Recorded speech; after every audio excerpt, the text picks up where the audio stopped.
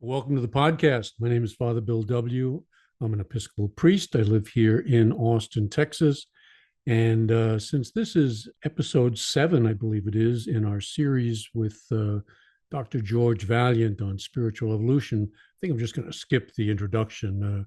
Go back and listen to the other ones if you haven't done that already.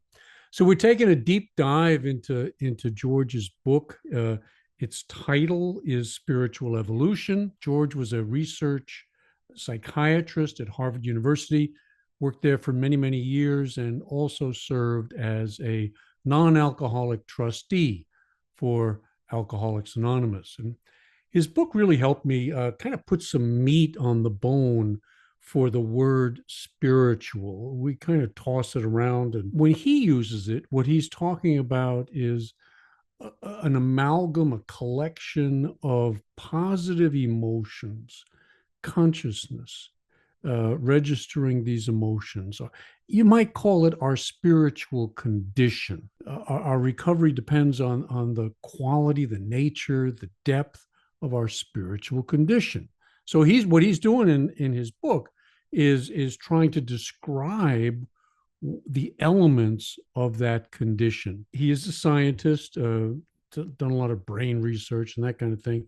And he locates spirituality in different sections of the brain that have evolved over time to accommodate this evolution, he believes, of spirituality. So in some previous episodes, he's described faith, love, hope, joy. In this next one, we're going to take a deep dive into forgiveness. In recovery, I think we tend to put our focus not so much on the virtues, more on the opposites. So we're looking at forgiveness.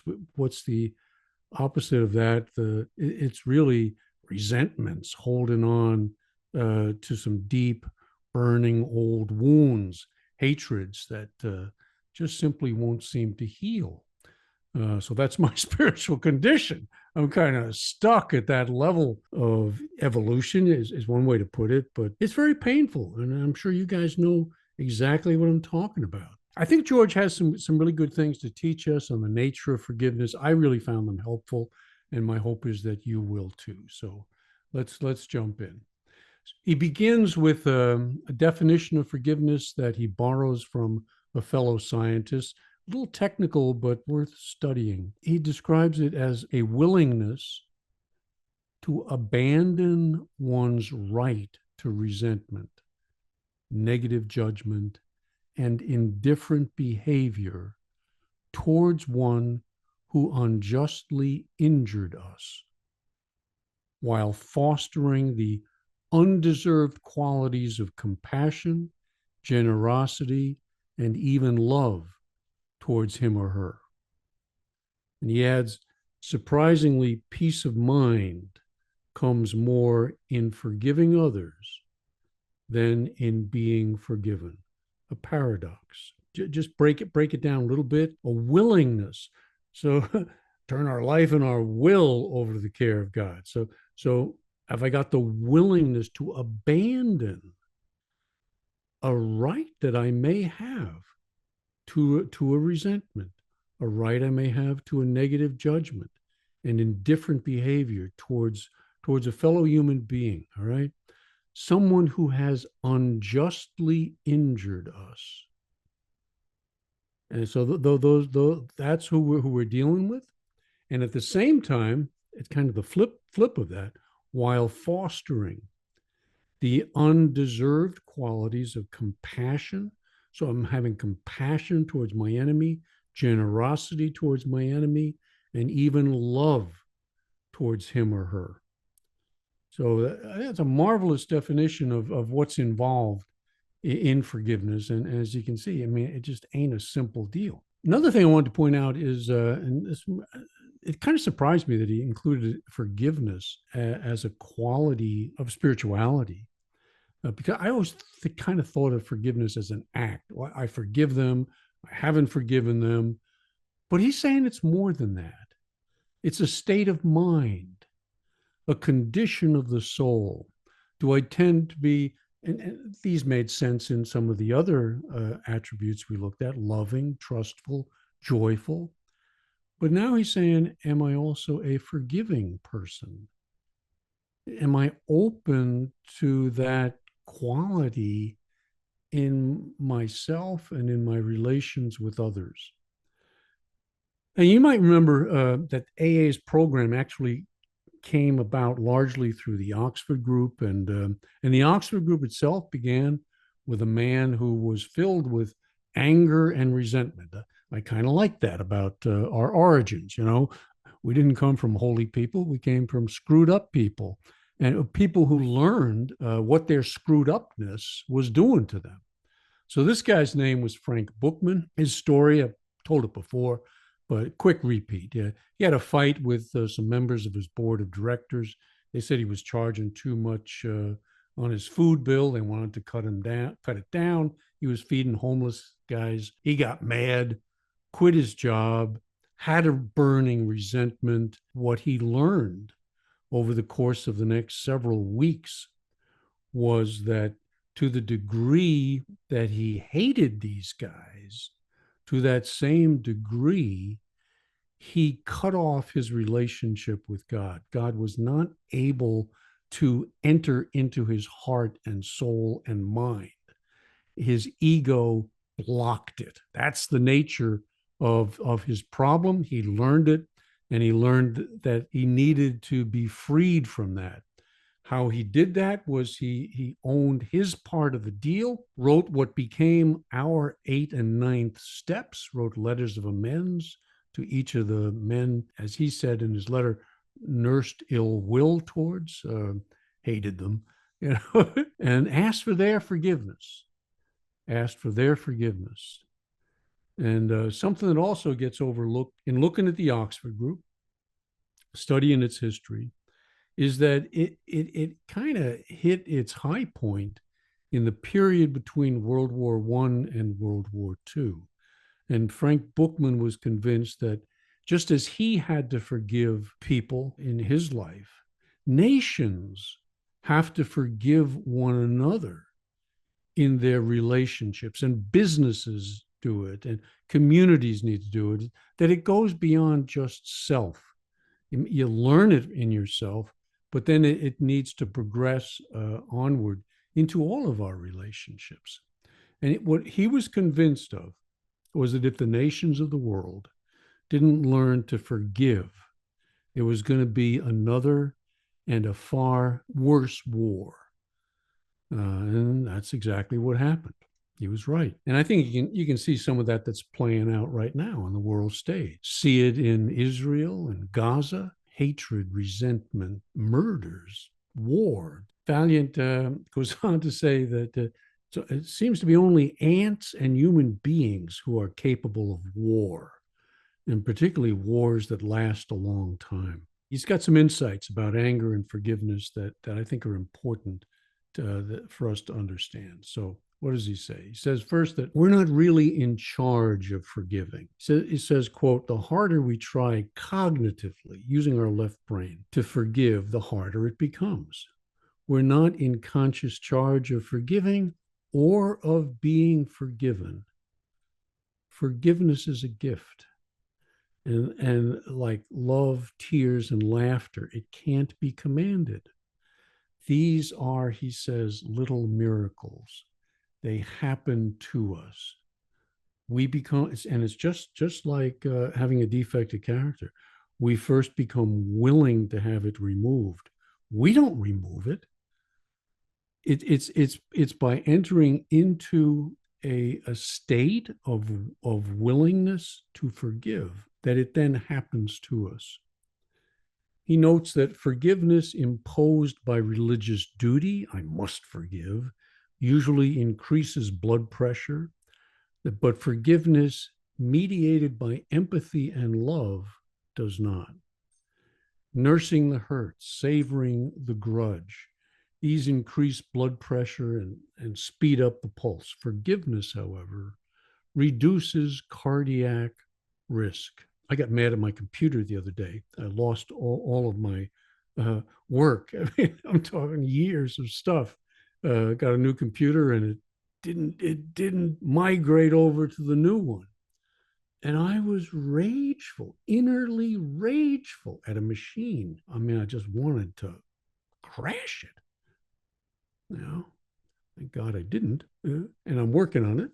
But I could feel it. I mean, my body was carrying that unforgiveness. So, so what he's saying, what I'm just describing there, is that this thing is emotional. It's not in your head. It's deep, deep within our bodies. He goes on. He discusses the history of the Middle East. Where you got Christians, Jews, Muslims all coming together in a very small geographical area. And they all have excellent cognitive teachings, he said. The Jews with the Old Testament, you shall not take vengeance or bear a grudge against your neighbor. Love your neighbor as yourself. Well, not doing so good with that one right now. The Christians, forgive us our trespasses as we forgive those who trespass against us. The Crusades were not our strongest point. Father, forgive them. They know not what they do. We're all about forgiveness. Intellectually, emotionally, where are we at? In the Quran, Vaillant points out that Muhammad uses the word for forgiveness 234 times. So each of the world's religions, that they know that this is a problem and they have something to offer. But if we just get it at the level of our heads and not at the level of our hearts, we're missing it. He notes that it's especially hard for the weak to forgive until the powerful have said that they are sorry. Watch that in family dynamics. You ask your 6-year-old kid to apologize. Well, try it going at it the other way around. Try apologizing to them and see if it doesn't bring it out. The power discrepancy is important. He says not until the 20th century, when 3 heroic and colonially abused men, Mahatma Gandhi, Martin Luther King, and Nelson Mandela, modeled forgiveness. Not until they came along did the powerful finally get it. So only recently did a pope apologize to Africans for the church's role in slavery, apologize to the Jews for the church's role in 1,500 years of persecution, and to the Islamic world for the Crusades. So the Pope asking people for forgiveness, that sets in motion the possibility for peace. He says forgiveness is a function of cultural maturity. And anytime it says maturity, we got to be careful because that's not usually our strong suit, neither culturally nor individually. Certainly as addicts, there's a lot to be said that emotionally we have a fair amount of immaturity going on. He says the evolution of forgiveness has taken a long time and we have a long, long way to go. But if we don't learn how to do it as a species, we may not be around long enough to evolve any further. All right, going a little deeper. He says kids learn how to forgive, but they don't start out as naturally forgiving creatures. This is something that they must learn. He writes, in adolescent youth and in adolescent nations, vengeance is necessary to promote identity formation. If someone else loses, then we win. Yes, it kind of taking on the mindset of a young kid. Why play if you can't keep score? Identity and winning are important to a young person. Nevertheless, our capacity for forgiveness grows steadily as we mature, and the importance of winning and being terminally unique declines, hopefully. The wise and forgiving middle-aged Nelson Mandela, after 3 decades of imprisonment, was not the same vengeful youth who had entered prison. The difference that age brought to Mandela was that when he entered the prison, he was bent upon setting his people free. When he left prison, he was dedicated to setting both his people and their opponents free. That's maturity. In old age, he says, we must all make peace with the world, however unjust. Eventually, we must learn to surrender the right to get even, lest the sins of the father become the legacy of the children. Thus, the transformative miracle of forgiveness is more likely to occur with maturity. He says at least 2 studies have demonstrated that forgiveness increases steadily from age 3 to age 90. Wilson wrote about the need for emotional maturity, that sobriety is the beginning, but it needs to progress. And the progression needs to be at the level of the emotions.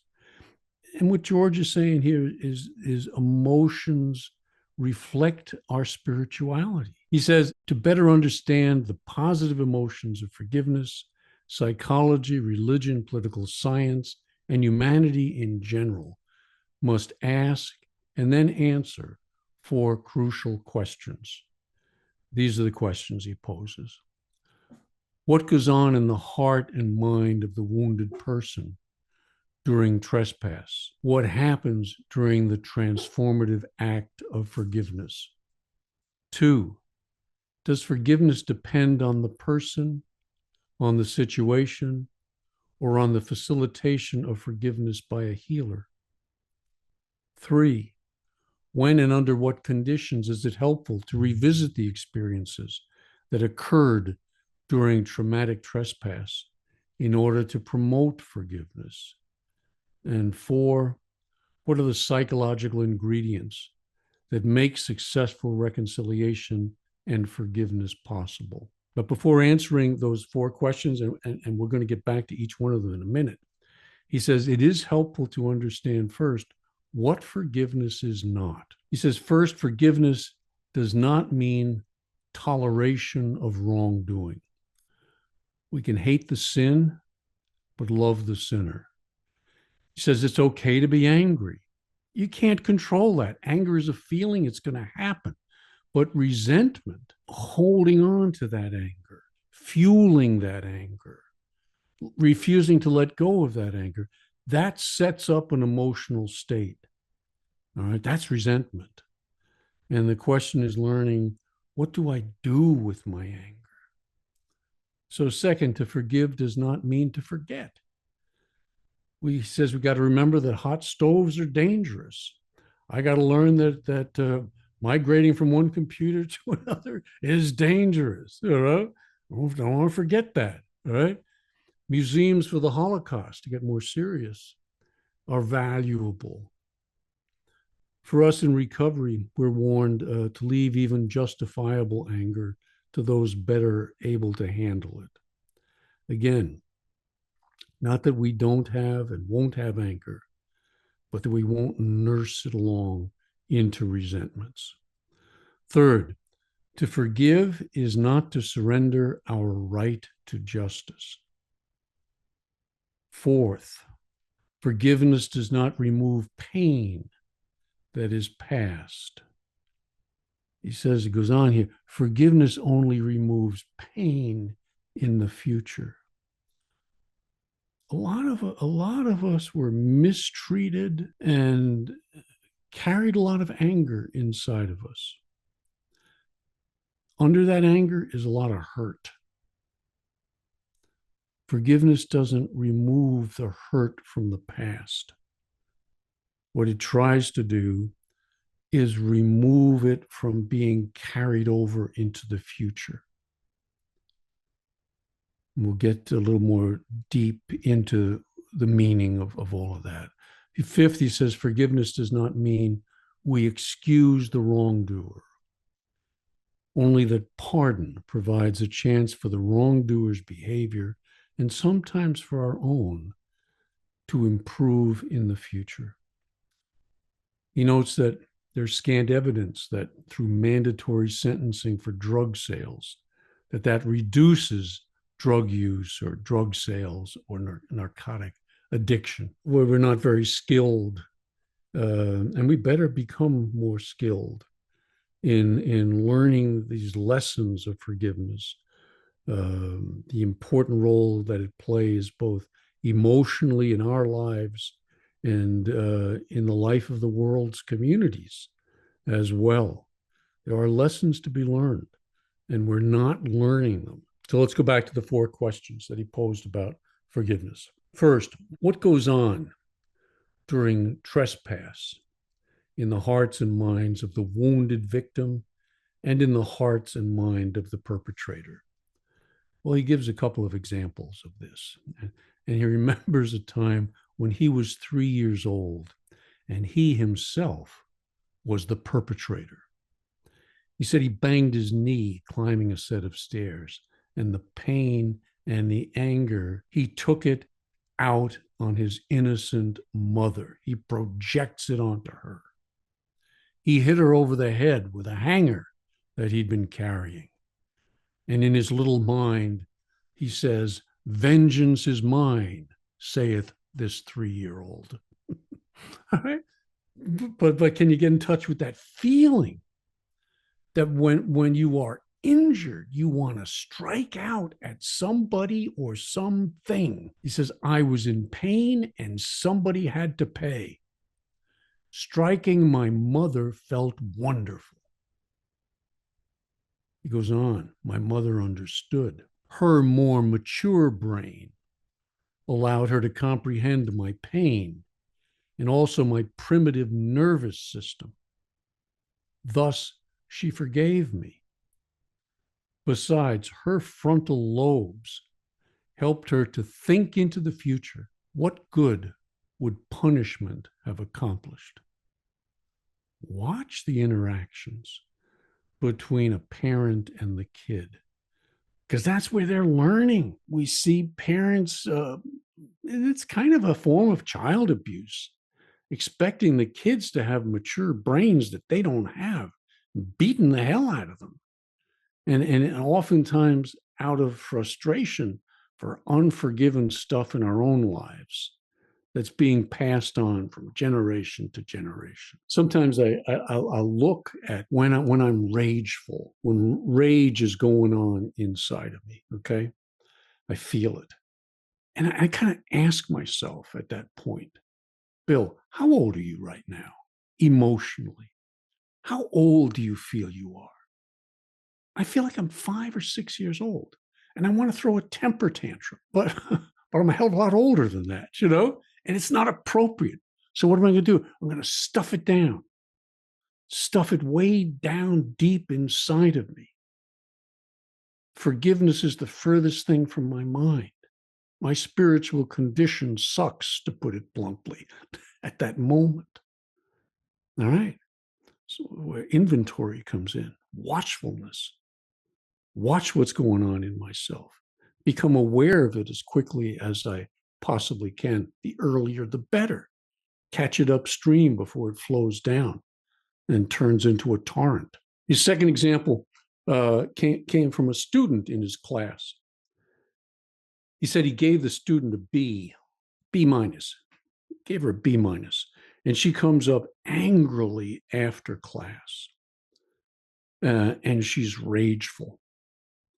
And he says, I hated her at that moment. It was a good grade, and yet she demanded more, ungrateful little twerp, But he didn't act on that. He registered that that's what's going on inside of him, but instead, he listened to her. He allowed her to get it out. And soon he learned that morning she had been turned down by her 20th medical school. And suddenly, what Vaillant says is, suddenly it was all about her and not about me. He could see where it was coming from. We need to listen to people, especially when they are in pain. And we need to listen to ourselves, especially when we are in pain. Jung says success has nothing to teach a person after midlife. You've gained all the little gold stars you need. Gotta draw full of them. What's going to teach you are failures. Learn from the failure instead of the rage dominating and being enhanced by thought. Move towards forgiveness, move towards prayer. All right?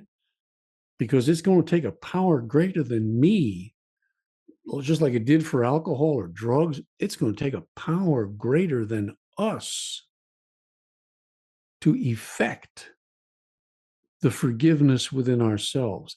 It ain't probably going to come from our natural goodness. At least mine doesn't. And he's going to get into that a little bit more deeply. Does forgiveness depend on the situation, the person, or the healer?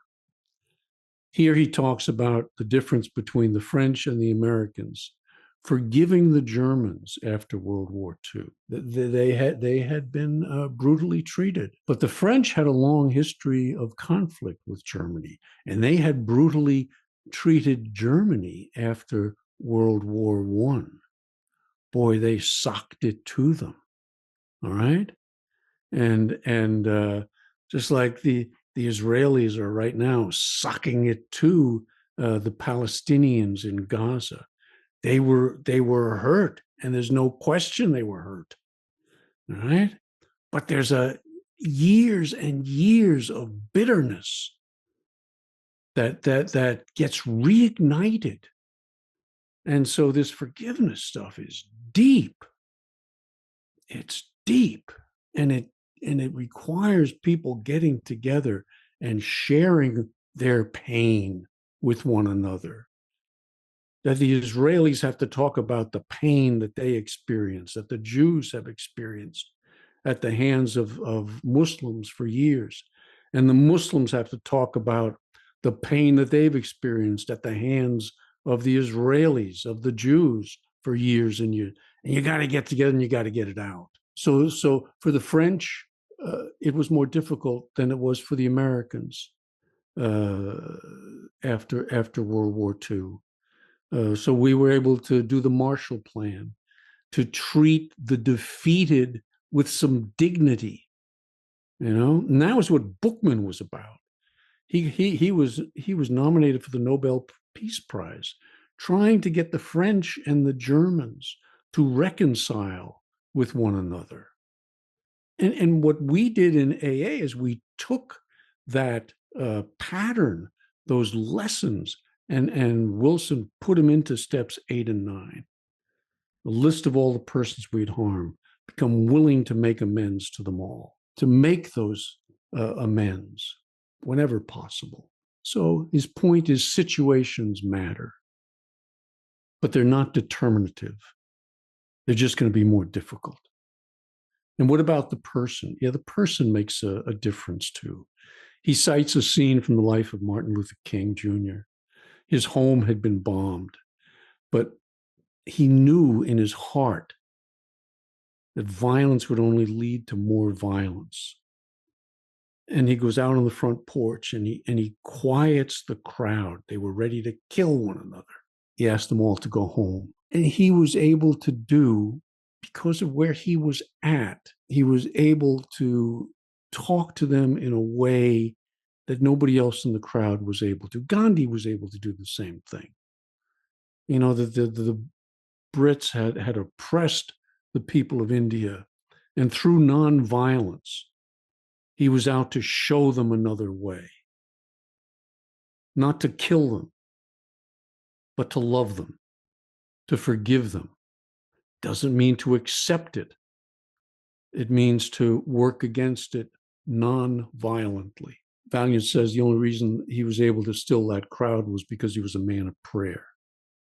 And he does a little sidebar here. He says the forgiveness he found was in his heart. His heart had been changed through prayer, and that prayer was able to stop future violence.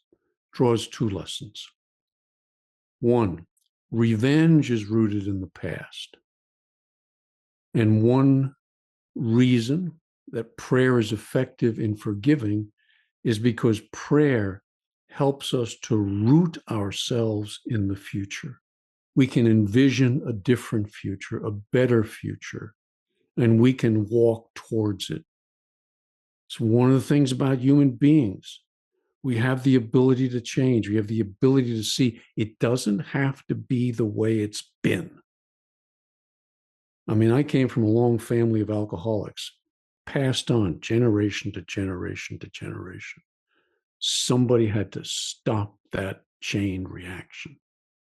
That was one of the things that induced me to stay sometimes. I'm not just doing this for me. I'm doing this for my children.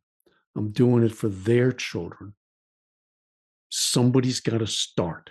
Second, this is an important one. Forgiveness is contagious. That vengeance and violence, all they do is generate more of the same. An eye for an eye, a tooth for a tooth. Gandhi said, if we follow that, we're all going to be blind and toothless.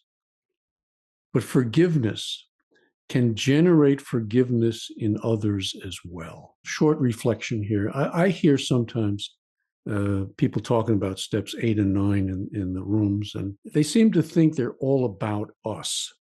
I've heard people say, I don't give a damn how the other person responds. That's not my business, all right? Mine is to get it off of my chest.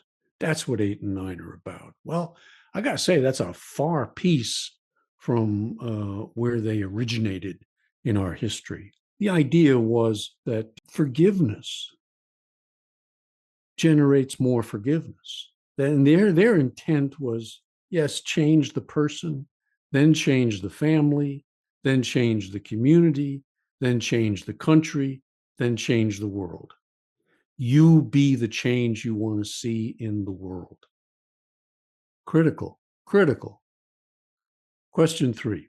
This is one that sponsors, I think, counselors learn it, don't always practice it, but at least they learn it. But sponsors need to learn it too. And this is the question. When is it safe to facilitate forgiving transformation in a victim and address the painful past? We're talking about trauma here. And his answer is only when the victim is ready to tell their story, and then allow them to tell it slowly. When you're hearing a 5th step, you're opening up some very deep wounds. Give people an opportunity, a chance to go there. It's going to take time. Be patient. You're there to witness it. He quotes a Harvard trauma specialist who cautions that the listener must act as a witness or a midwife, uses that expression, to the memory of the transgression. The listener must not be a rescuer, he cautions. People need to have their pain. They're entitled to it. Don't deny it. Say things like, God, that must have hurt. Allow them, help them, facilitate their going a little bit deeper if they're ready to do that. And you share the pain with them. And don't be afraid to cry with them, not for them, but with them. It's okay to feel another person's pain. That's empathy. Helps them to know they're not alone. Helps them to know that we can help carry it with them. All right? Help them to grieve and to mourn the things that cannot be restored. Sometimes the damage is done. There's not much or anything you can do to go back and change it. All right? Help them to grieve. Help them to mourn. If I don't get some tears when I'm listening to a 5th step, I have some questions whether the person went deep enough. I was bawling my eyes out, you know? That's good. That's good. Good sign. Question 4. What are the psychological ingredients that make possible successful reconciliation and forgiveness? He says instilling hope, faith, love, and joy in victims is often beyond our reach, but we can try to be facilitators of their acts of forgiveness. And we need to understand the dynamics of forgiveness. We must realize that to take away the prospect of vengeance from a recently wounded victim is fruitless. Too rapid, too superficial forgiveness may reflect an aggressive need to dominate through moral superiority. Forgiveness takes time. George writes that to be most effective, the anger that's still there, must be harnessed to serve the future and to empower the victim. Anger channeled properly can be helpful. He notes that in AA, to help a sponsee overcome suffocating resentments, the sponsor might advise, I guess there's nothing left to do but pray for the son of a bitch. Honors the pain, channels the energy towards the future, all right, and does it with some humor. Humor is very healing.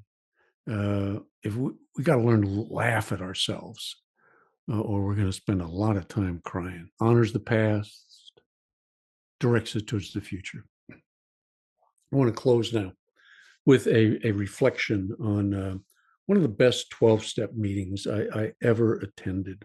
It was many years ago, and it was somewhere in Ohio. Couldn't even tell you the town. And the meeting centered on a whole family in recovery. It wasn't just one person getting up to tell their story. It was three people from the same family getting up to tell their story. Boy, if you want to find a laboratory where forgiveness is needed, open up a family, all right? Open up the emotions, the hurts, the pain that we have caused one another over the years. The mother was an alcoholic in AA. The husband was in Al-Anon, and their son was a member of Alateen. Each had about 10, 12 minutes to tell their story. Tell their story. So important that we tell our stories. All right? Learn how to tell your story. Not just funny stories, but the pain and the anger and the hurt that's inside each and every one of us. That's the story. So that's what they did. First, the son. He was the first one. And when he was speaking, the other two, they couldn't hear it. What did he talk about? The anger, the confusion, the hatred, the coping, the terror that he went through as a kid dealing with an alcoholic mother. It hurt. It hurt. And you felt it in the audience. And if you had hurt in your own growing up, it kind of went back to that. God, look at this. They're starting to deal with the big secret. Then comes the father. He talks about his hurt, his bitterness, his wanting to have vengeance, his story. And then he talks about seeking help for the family. Somebody's got to do it. It takes one, just one, who's going to start the process. He started it. And then finally, the mother comes out. And by that time, you think mother's going to come out and tell some funny stories about her drinking history? I don't think so. The truth was out there on the table. And she was then able to own it, to face it, All right. She'd made her amends to the family, and they had made their amends to her as well. This thing is a family illness. And there is such a thing as family healing. Each one did what? They told their truth, what it was like for them. What happened when the family shifted? And what is it like now? That's a story. That's the full story. Human dignity had been restored to each person. That's one of the qualities Vaillant says has to happen in genuine forgiveness. They strive to listen and to understand one another, not to find who is the perpetrator and how are we going to punish the son of a bitch. That's healing. That's forgiving. They made amends to one another, living amends. They learned a hell of a lesson from that experience. As I say, probably the most powerful AA meeting I had ever been to in my entire life. It was just an amazing experience. And I wish I saw more of it and wish we practiced more of that. There's one piece that I think Vaillant failed to get to or to talk about very much in his chapter. I was kind of waiting for it, and it did not come. And that was the need that many of us find to forgive ourselves. All right, we have a relationship with ourselves, and sometimes it is extremely cruel. All right, Jung helped me understand this. Two-way prayer helped me understand this. Get into that in a minute. But let me first quote from Jung, because it's a beautiful description. He writes, "The acceptance of oneself is the essence of the whole moral problem and the epitome of a whole outlook on life. That I feed the hungry, that I forgive an insult, that I love my enemy in the name of Christ. All these are undoubtedly great virtues. What I do unto the least of my brethren, that I do unto Christ." But then he continues, "But what if I should discover that the least among them all, the poorest of all the beggars, the most impudent of all the offenders, the very enemy himself, that these are within me, and that I myself stand in need of the alms of my own kindness, that I myself am the enemy who must be loved. What then?" I've seen so many people, and I include myself in this, stuck in that. You know, I can forgive you, but me, you know, this is real bondage of self. And a lot of us addicts and alcoholics have real difficulty in getting to this level of emotional maturity and spiritual evolution, that the forgiveness includes ourselves. One of the things that Jung taught me was that there are two separate levels of consciousness. There's the ego level, and there is the greater self, the greater personality, the Christ mind, the Buddha mind, cosmic consciousness, goes by many names. I call it the inner voice in two-way prayer. All right? It's the voice that's honest, pure, unselfish, loving, to go back to the Oxford group connection. All right? That's how they knew they were hearing it. That the ego voice sounds angry, brutal, judgmental, but there's another voice. And people find it. And if they do the two-way prayer, that's what you're going to get in touch with. There is another part of me. People ask me, is this really God you're listening to, or isn't it just yourself? My answer is, if it's myself, it's the best part of myself. It's the self that ought to be in charge. It's the self that I ought to listen to. It's the self that knows what I need. It's the self that is more mature than my other self. It's loving. It's forgiving. All right. And I've been doing two-way prayer for what, 31 years? I've never had the inner voice yell at me, condemn me. You know, it's there to forgive me. And that has opened up a whole new level to my recovery.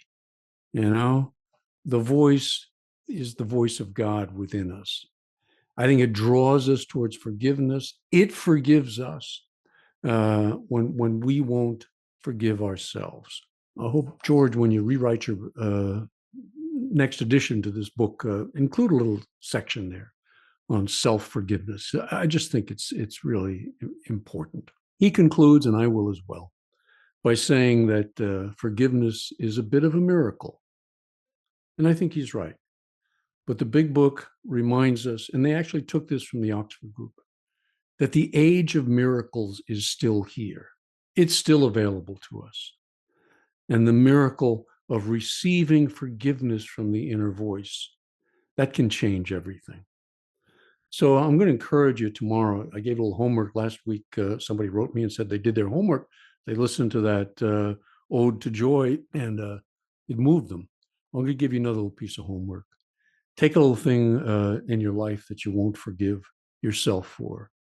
You know, maybe something you did, maybe some shameful thing that you've carried for years. Ask God. Just say, I've had a really hard time. I beat myself up with this thing. Can you help me, please? And then listen. Listen. I don't think you're going to get beat up. I think you're going to get loved on. And I think you're going to sense and feel forgiveness. And it's going to fill your heart. And that's going to allow you to grow spiritually, to mature spiritually. Okay? It ain't left brain, it's right brain. And it is the right brain that we need to learn to live within more and more. So listen, receive, change. Ended one of them with a quote from scripture saying, God is love. Well, God is also forgiveness. He can do for us what we cannot do for ourselves. So let him do it. Okay. Well, okay. That's all I got. I do hope this was helpful. It was helpful to me because it's an area that I'm still working on after 51 years. But, we got time. Okay. God bless. Keep coming back. We'll try this again next time.